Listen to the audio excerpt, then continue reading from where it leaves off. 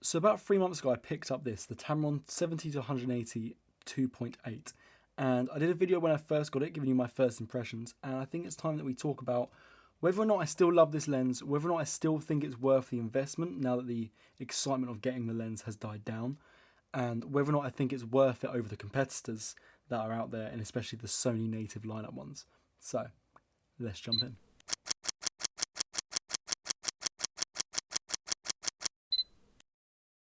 Before we jump in, do me a favour, drop down below and give us a thumbs up on this video. It massively helps me out and it helps push this video out to any other people interested in the Tamron 70-180mm F2.8.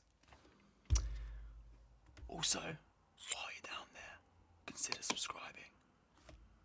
So in my first video about this lens, I briefly spoke about why I picked it up, and the main reasons were I wanted to use it for wedding photography and I wanted to use it for travel landscape photography. They're my two big reasons that I wanted to pick up this lens, because I love telephoto lenses, I love the look that they give, and especially in landscape photography, I think it gives a really unique look to a wide angle lens which kind of captures the whole scene. You can pinpoint areas of your landscape and really get a really unique and interesting shot, and I love that look. And also for weddings as well, covering all focal ranges I think is a really important thing to be able to do, and I've actually used this quite a lot. I've used it at every wedding I've had since picking up the lens, so definitely come in handy and definitely got my use out of it. But they're the reasons I wanted to get this lens, worth that, and I've actually ended up using it for other things along the way, and we're going to talk about that.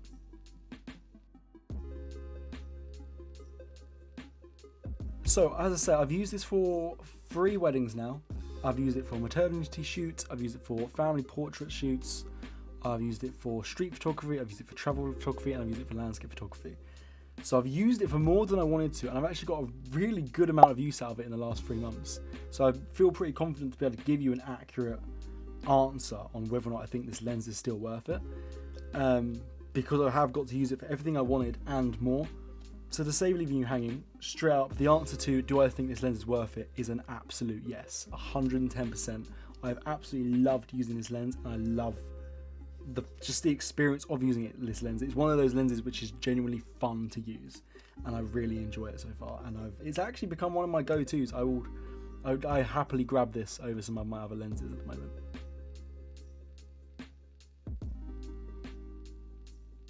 So there are a few cons to this lens, but we're going to talk about them at the end. Let's go for the pros first of all. Biggest one being is it's 2.8 all the way through. That is a massive win in terms of this lens. I also have the Tamron 17-28mm, which I'm actually shooting on right now, which is also 2.8 the whole way through. And I think Tamron are doing a really good thing here. Tamron are giving us these lenses and giving us options for really high quality and really good lenses for a cheaper price point in the Sony environment. It's really annoying when you want to shoot a photo and you have the settings in mind, you want that shallow depth of field, and then you zoom in with your lens and then you can't get the shallow depth of field because you've got a variable aperture on that lens, and it's really annoying.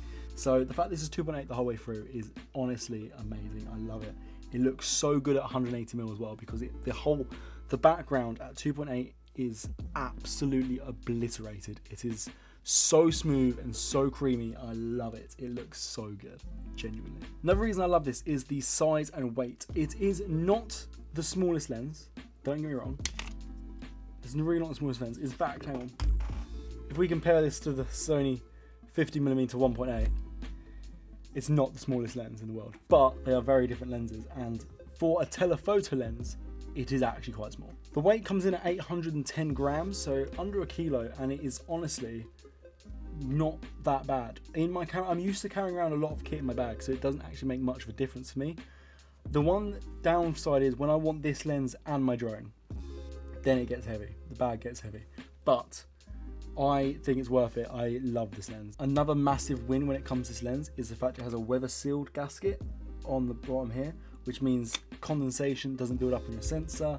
Obviously it means you don't really want to take your kit out in the rain, let's be honest, because we have quite expensive camera kit and we don't want to get it wet, but gives you that extra reassurance that you can do. And actually my POV street photography that I did with this lens was shot in the rain. Did my usual little hack, I put a carrier bag over the front of my lens and it kind of covers the whole bag, so it gives that extra bit of protection from the rain, but this just gives you more confidence knowing that it's weather sealed. It just, yeah, love it. So the absolute biggest thing for me with this lens is the image quality. I have been blown away by how good the image quality on this lens is. I'm going to put some examples up on the screen now so you can see it. But honestly, image quality out of this lens is fantastic. It looks so good at 70, at 180, and everywhere in between. The whole image looks just so good. The fact it's 2.8 all the way through, as I've already said, is fantastic. It looks so good at 2.8.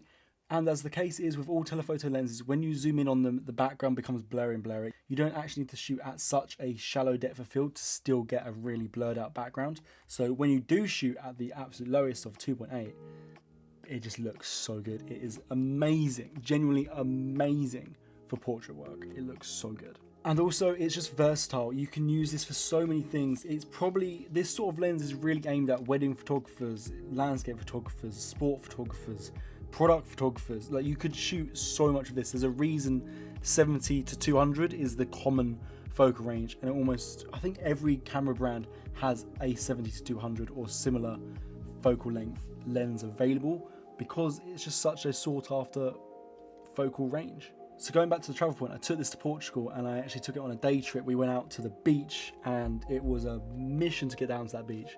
But I took this with my camera bag with me and captured my favourite photo I've taken of 2021. So far, we still have time, but so far I captured my favourite photo, and it's probably one of my favourite photos of my career. Like, it's that I am very, very happy with the photo, genuinely, and it was shot on this lens. So this now, it's, you know, it's caught my attention, you know?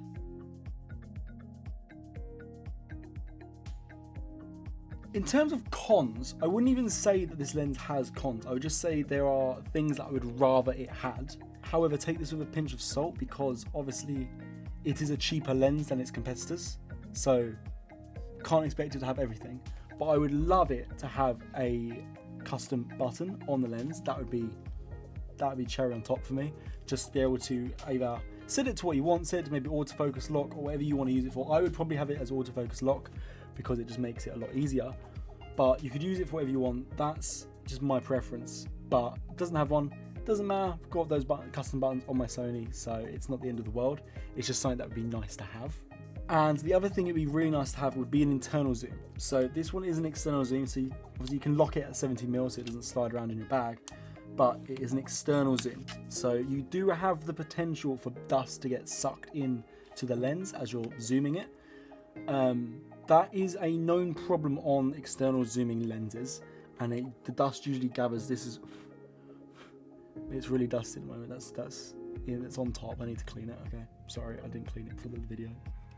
But it kind of gathers underneath the glass. However, because it's so close to the glass, it doesn't affect your image at all. So it's not something that you should be massively worried about, but it is something that would be nice to just have that extra reassurance of it being an internal zoom lens. But it is what it is.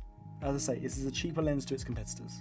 The other thing it doesn't have, which would be nice, but again, cheaper lens to it than its competitors, would be OSS. So internal stabilization within the lens will just make especially your video work, if you're going to use this for video work, it will make your videos a lot more stable.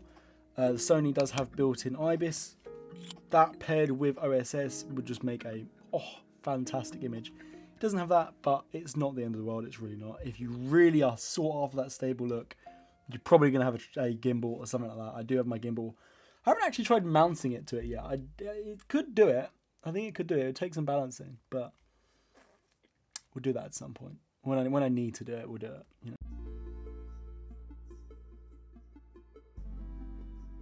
So you could probably get it cheaper elsewhere online. I got this cheaper than the number I'm about to read out, but that's just because I shopped around online. But if you go to Amazon, you can pick this up for £1,100, UK pounds. The direct competitor to this would be the Sony 70-200mm F4 for £1,100, just under £1,100. So it's the exact same price point. I picked this up sub £1,000, so you can find it out there online, but just to use Amazon as a benchmark, because Amazon's everywhere, that's the current price. So the pros and cons of the direct competitor of the Sony 70-200mm F4. Immediately, it's f4. It's f4 the whole way through, but it's f4, this is f2.8. So this immediately has an advantage over it in terms of that. The Sony has an extra 20mm of zoom as it goes to 200. This only goes to 180.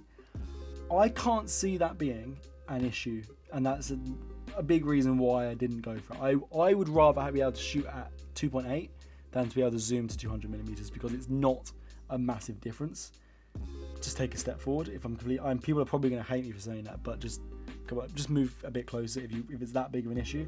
But I can't see it being that big of an issue at all. It's 20mm, and at that already that focal length, it is what it is. The Sony does, however, have OSS. So if stabilization is a big thing for you, these are very similar price points. So maybe you should be looking at the Sony instead.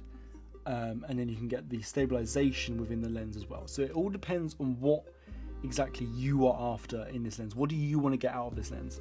But I think this is a fantastic option, especially for the f2.8.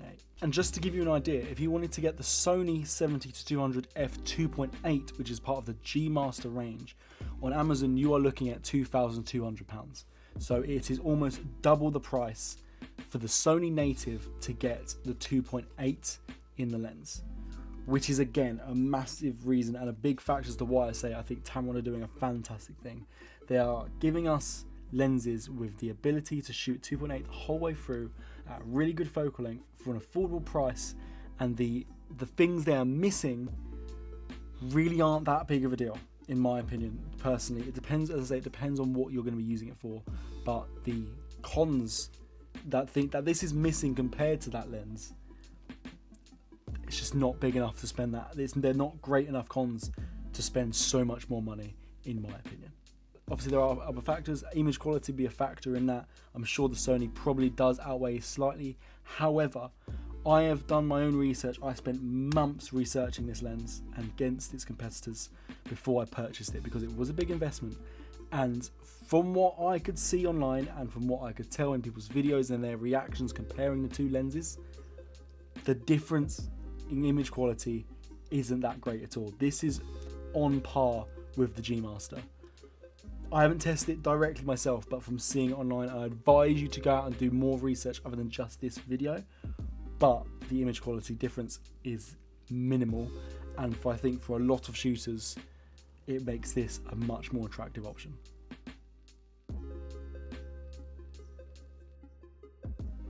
So who would be looking at this lens? I personally think that this lens is anyone that's looking for their first telephoto, but they don't want to go too cheap. They've already got a nice camera, they've got a decent camera, probably doing paid work, professional work.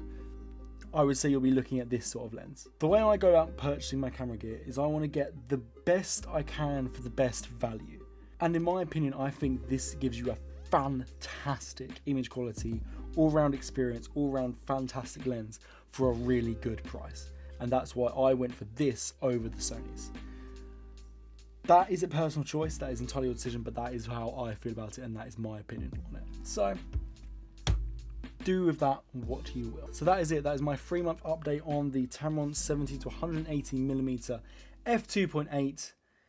I think it's fantastic. I think it's well worth it, and this has become one of my favorite lenses very, very quickly. I absolutely love it, and I love shooting with it. And we'll be using it. I just hit it against my hat. We'll be using it a hell of a lot more. And I need to put a UV filter on it, which I purchased the other day. It took me months to get a UV filter, but I need to put it on and clean it. So, yeah. That is all from me. If you enjoyed the video, please, please, please drop a thumbs up down below. It'll massively help me out. Subscribe if you aren't already. Join the community. We're getting stronger and stronger by the day. And I will see you in the next video. Don't forget to take the shot. I felt like I needed to say something else. Do I need to say anything else? No, I told you to like and subscribe. You hit the bell as well if you want. All the other things that YouTubers tell you to do. That's what I normally say. I will see you in the next video.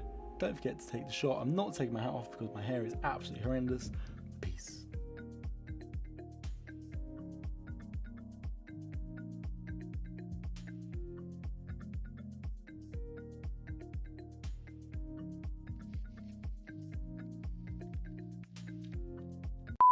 But they're giving these opportunities. They're giving us these lenses in the Sony native and Tamron are giving us. Tamron are Another massive win when it comes to this lens is the fact it has a weather sealing gas. Another massive win